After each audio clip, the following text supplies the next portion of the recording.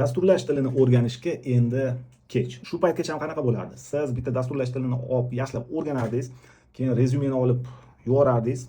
Sizga HRlarning o'zi chiqardi, ish taklif qilib, o'ziga to'g'ri keladigan ma'qulni olib ishlayverdingiz.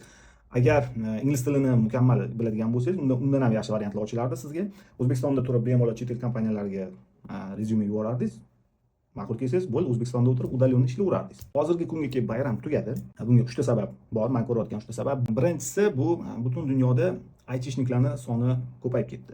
Pikka chiqdi. 17-18-yillardan boshlab o'zimizda ham shu ahvol, hamma farzandini programmist qilib kelib qoldi. Hamma dasturchilik o'qishni boshladi. Talabga nisbatan taklif ko'p. Ikkinchi muammo bu butun dunyo bo'ylab shu ko'p kompaniyalar, katta korporatsiyalar 25-yildagi krizis sabab keyin optimizatsiya qilish, juda katta kolичествоda dasturchilarni ishdan bo'shatib yuborishdi.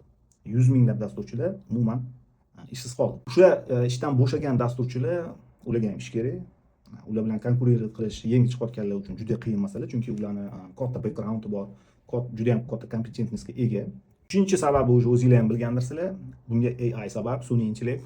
Sun'iy intellekt bu darajada rivoj qilishini hech kim kutmagan edi. Qarashsa, sun'iy intellekt kodni odamdan ko'ra yaxshi yozar ekan. Chet el kompaniyasida bitta yaxshi ish o'rniga hozirgi kunda yuzlab, minglab dasturchi kurashyapti. Bu degani bo'ldi, dasturchilar kerak emas ekan, ularga endi ishsiz qolar ekan degani emas. Yo'q, bunaqa demoqchi emasman. Ertaga mana shu sun'iy intellektlarni ham integratsiya qilganda, sun'iy intellektlarni boshqaradiganlar ham o'zi dasturchilar bo'ladi. Prosta aytmoqchi bo'lganim, siz masalan farzandingizga ham, yaqiningizga ham o'sha ertaga kerak bo'lmaydigan dasturlash tilini o'rgatib qo'ymayman demoqchiman. Xuddi mana siz farzandingizga ingliz tilini o'rgatasiz. Nimaga ingliz tili? Hech kim bilmaydigan qaysidir bir davlatda 4 ta odam gaplashadigan tilni o'rgatmaysiz. Ingliz tilini o'rgatasiz, chunki bilasiz, dunyoning yarmi ingliz tilida gaplashadi. Dunyoni qaysi burchagiga tushib qolsa ham ingliz tilini mukammal biladigan bo'lsa, bo'ldi, o'tdan chiqib ketadi u, ko'chada qolib ketmaydi. Xuddi shunga o'xshab, masalan, kerak bo'ladigan instrumentlarni o'rgatishingiz kerak, berishingiz kerak bo'ladi. Quruq kod yozish o'zi hozir kifoya emas, yetarli emas. Bundan buyog'iga odamzod hech qachon kodni sun'iy intellektdan yaxshi yoza olmaydi.